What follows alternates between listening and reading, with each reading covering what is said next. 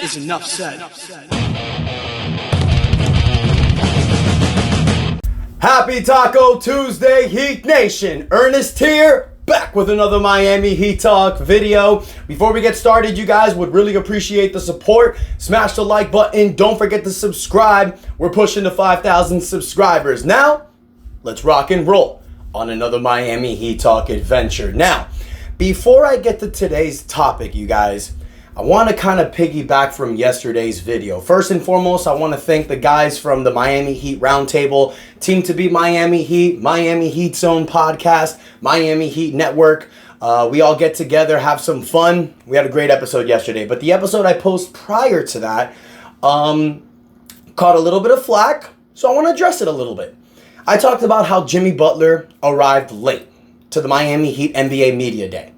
But the title that I chose for the video probably threw people off the wrong way, because I said that Jimmy Butler no-showed the NBA media interview event. And then after that I put arrived late.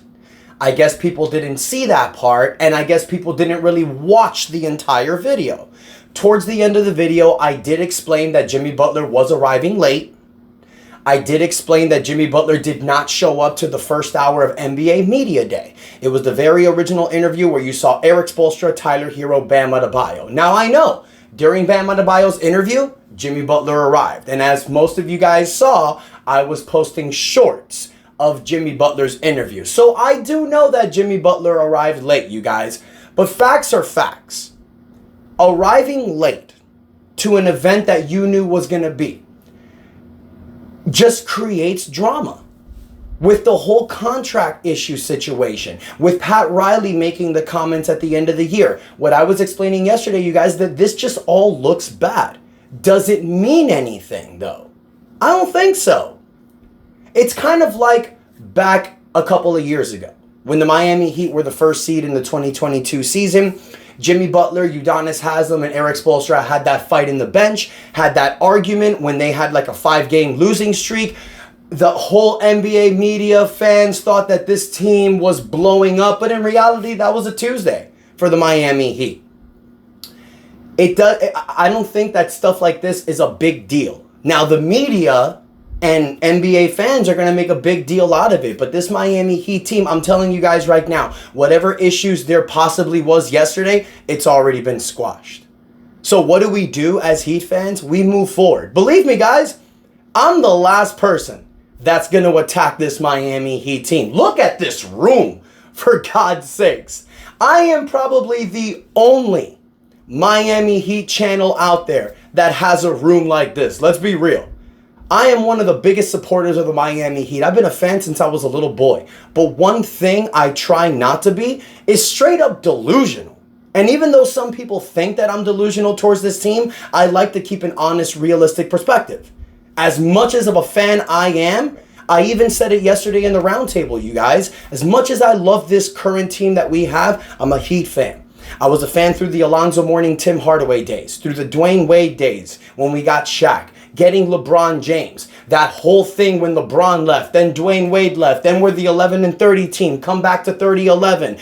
We signed Jimmy Butler, we're the current state we are now. I've been through every single year of this Miami Heat build, of this Miami Heat culture. I've been through every season, riding and dining with my squad. So believe me, when I say something about this team, even if it's a negative perspective, it's just me being honest. Whether we all agree, whether we don't agree, it doesn't matter. Let's just move forward and live as positively as possible. And I think that this Miami Heat team, you guys, is the definition of that. You're going to see certain situations where things may look a little bit bad at times, but it's immediately going to be squashed and we move forward. That's what I love about this Heat team. That's what I love about this Miami Heat mentality. We don't dwell on the past. We just keep our heads up and move forward. And it doesn't matter how many seasons we had that were injury riddled.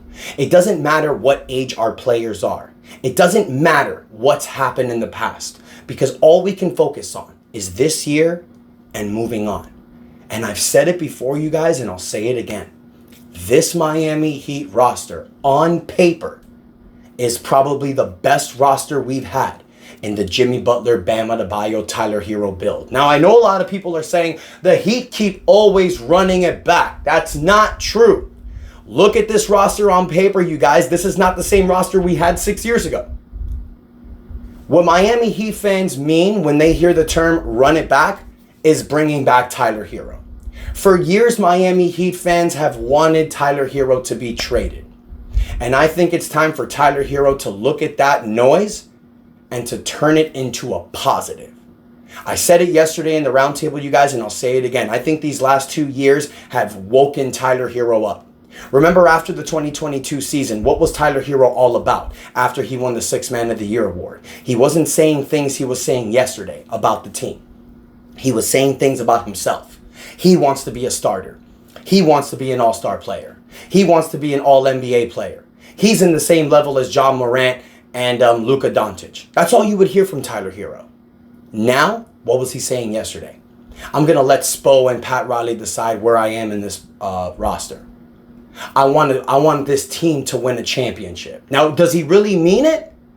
We're going to find out during the regular season. But I think you're seeing a Tyler Herro who's growing up, who's becoming a man, who understands that he needs to play his role to help this team win. It's not about him becoming an all-star. It's about us winning. You can be an all-star in a crap team, but that doesn't make you a great player. You know what makes you a great player? Going on long runs in the playoffs, winning a championship.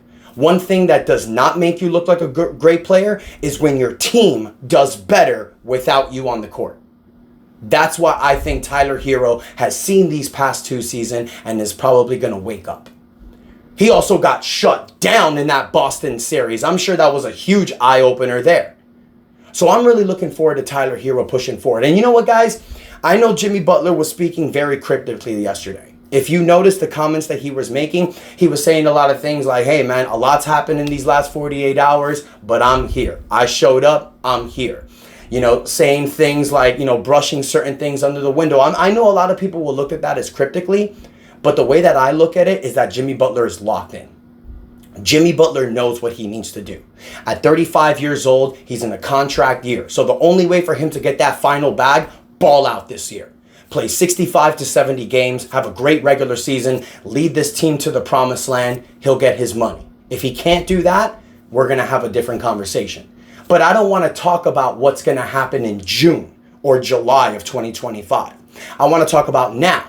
How can this Miami Heat roster win now? Main thing, health. But one thing I'll say about Jimmy Butler, Spo made a comment yesterday, and I'm going to read this quote, you guys, and I think we're seeing something different. And I quote, Jimmy Butler is really prepared. He understands that he needs me to be at the top of my game. I have experience coaching players his age. I need him to be at the top of his game. Not only physically, mentally, emotionally, spiritually, but as a leader.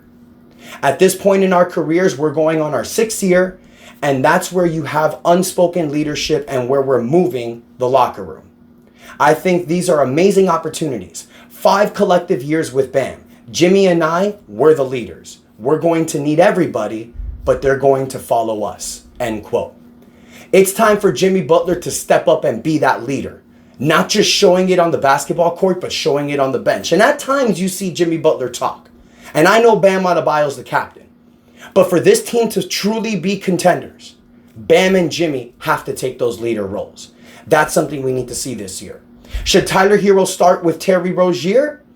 We saw from the comments yesterday what Spoelstra said. That's most likely going to happen because he talked a lot about wanting to see Tyler, Terry, Jimmy, and Bam on the court. But guys, that may not mean starting. That could mean ending games. For this Miami Heat roster, we've seen it in the past, you guys. It's not always about who starts. It's usually about who finishes. And I've said this before. For me, the optimal lineup of finishing games, once he gets ready and prepared, Kel'el Ware, Bam Adebayo, Jimmy, Tyler, and Terry Rozier. I think that's the perfect ending 5-man rotation closing out games. It's a combination of great defense and offense. Now you're going to sprinkle in a lot of players. Jaime Jaquez, Duncan Robinson, Alec Burks, Haywood Highsmith, Kevin Love, Josh Richardson is back, Josh Christopher, Keyshawn Johnson. You have a lot of guys. Nikola Jovic, another one I forgot. You have a lot of guys that are going to step up and they're going to give you complementary roles. And the great thing about this team, you guys, why I love it, because we're so deep, because come December and January, certain players are going to miss time. So you're going to need these other guys to step up and fill roles. I am very confident in this Miami Heat roster moving forward. I think that this team can do a lot of good during the regular season. It's just all about health, putting the right lineup together, and having the right mentality. 2023 in those playoffs, you guys, I think gave us this relaxing mindset. Kind of like, doesn't matter where we end up, we're going to be able to dominate in a 7-game series. Last year, we got slapped in the face with reality. You're going to see a Miami Heat take this regular season more serious, play harder, and want to win. So Heat Nation, I want to hear from you. What do you think is going to happen this 2025 season? Do you think the Heat are going to have a top 4 seed, or do you think we're destined to be a play-in team again? Do you think we're going to have an injury-free season, or do you think it's just going to be another year filled with injuries? Let me know in the comments what you guys think. Don't forget to like the video. Do not forget to subscribe to the channel as we continue our push for 5,000 subscribers. Thank you guys for the continued support, and until next time, your boy Ernest out. That's enough said. Yeah, buddy. Let's go.